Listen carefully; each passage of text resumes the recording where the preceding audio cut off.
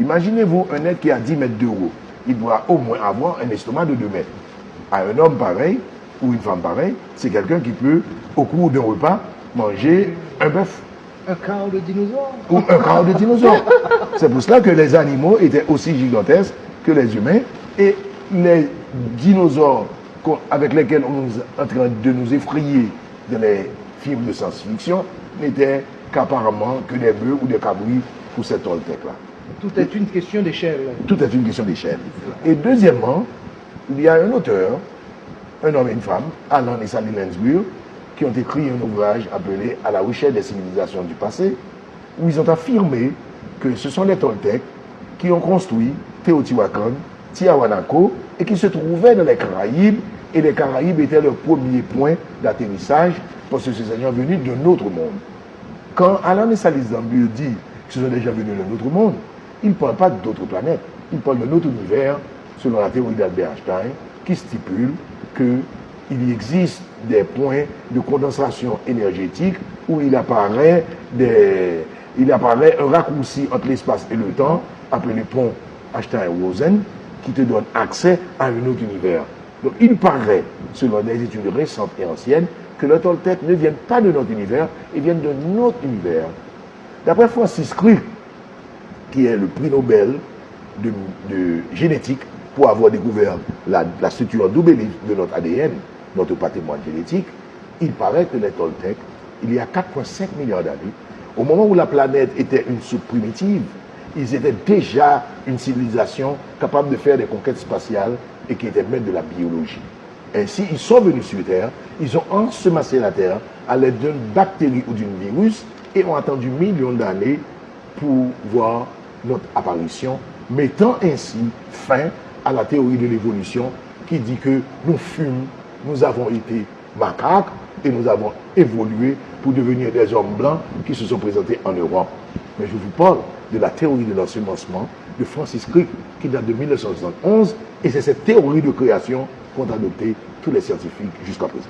Donc les enfants de Dieu ont vu que les filles des hommes étaient belles et ils les épousèrent. Ils ont prié pour femmes et ont créé la race des seigneurs. Donc c'était une façon purement imagée de raconter cette histoire, comment l'homme pouvait s'imaginer qu'une civilisation avancée venant de notre univers ait pu faire une manipulation politique, une manipulation primitive où allait sortir notre planète Terre, qu'on connaît actuelle, sur un visage qui a connu déjà 4 transformations quand nous sommes, d'après François Rousseau, la 4e civilisation et la 5e va commencer bientôt. Merci, Gilles. Mais quelle est la ressemblance avec la roche de l'Inde trouvée à Limbé ou nos drapeaux vaudous, nos signes vévés? Si on fait une comparaison entre ces symboles de la Roche-à-Laine, alors il y a la Roche-à-Laine ou les Roches-à-Laine. Parce que sur la rivière de Limbé, on a répertorié 4 roches. Et sur ces 4 roches, il y a une en particulier, celle qui se trouve sur la rive droite. C'est elle qui est la plus riche parce qu'elle a à peu près une quarantaine d'inscriptions dessus. Et ce que nous remarquons sur ces roches, c'est qu'il y a beaucoup de circonvolutions. Et ces circonvolutions sont tantôt en circonvolution opposée, tantôt en circonvolution qui vont dans le même sens. D'accord? Ce que nous retrouvons dans les vévets. De plus, on retrouve aussi comme figure des éléments losangiques.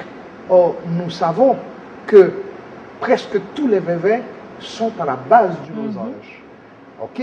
Donc, ça veut dire qu'il y a une corrélation entre les vévets que l'on trace, que l'haïtien trace lorsqu'il est possédé, et les éléments de la Roche-à-Laine, les éléments scripturaux de la Roche-à-Laine.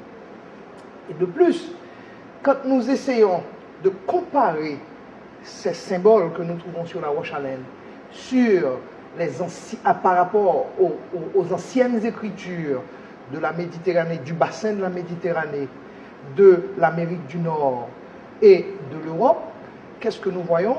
Nous voyons que tous ces symboles se ressemblent.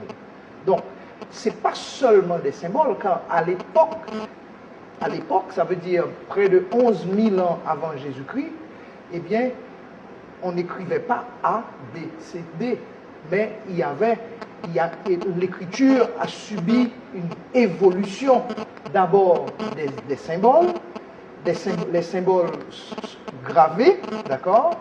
Ces symboles ont évolué pour donner l'écriture que nous avons maintenant, d'accord?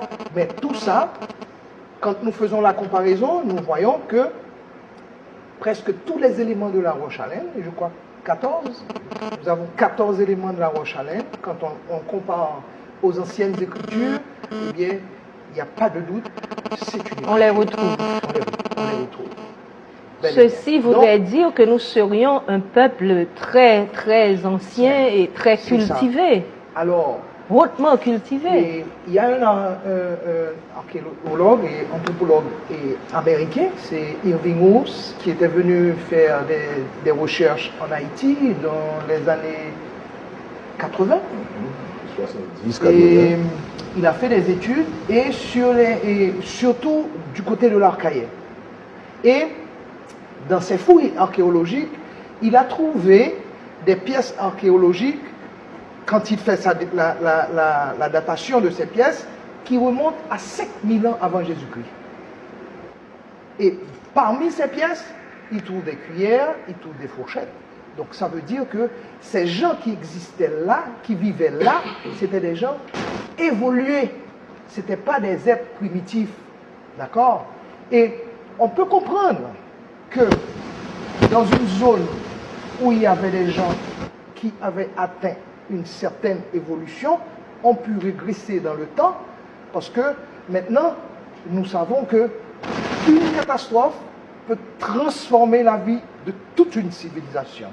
Une civilisation pouvait être très avancée, et voilà qu'une catastrophe globale transporte cette civilisation avancée en une civilisation primitive qui recommence une autre civilisation.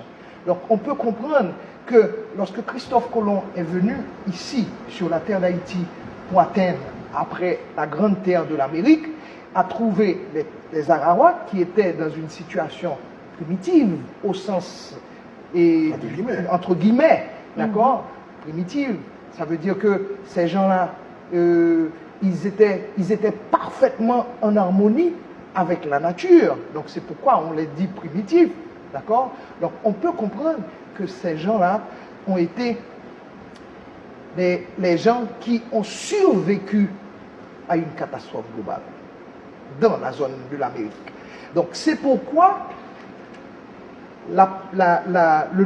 ce qui s'appelle l'ancien monde, ça veut dire l'Afrique, l'Europe, le bassin méditerranéen, que notre civilisation appelle l'ancien monde, d'accord, n'a pas été l'ancien monde.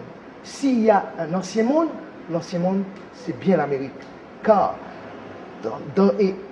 quand on fait l'histoire sur plusieurs dizaines de millions d'années, on se rend compte qu'il y avait deux grandes civilisations dans cette zone, et ce sont les catastrophes qui ont transporté ces gens-là, dont certains ont émergé vers l'Europe et l'Afrique, d'accord, et qui plus tard, avec Christophe Colomb, va faire un comeback pour revenir sur leur terre originelle. Vers la terre-mère. Voilà.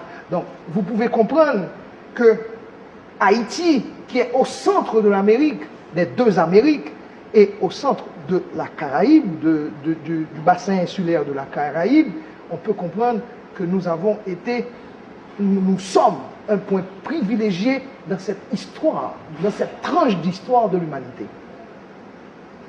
Alors c'est tout ça que la roche à laine représente et pour l'Haïtien. Donc il est important que l'Haïtien s'en approprie et met ces pétroglyphes en valeur de manière à pouvoir faire comprendre au monde que nous les Haïtiens, nous sommes des êtres particuliers et Haïti est un point particulier dans la planète Terre.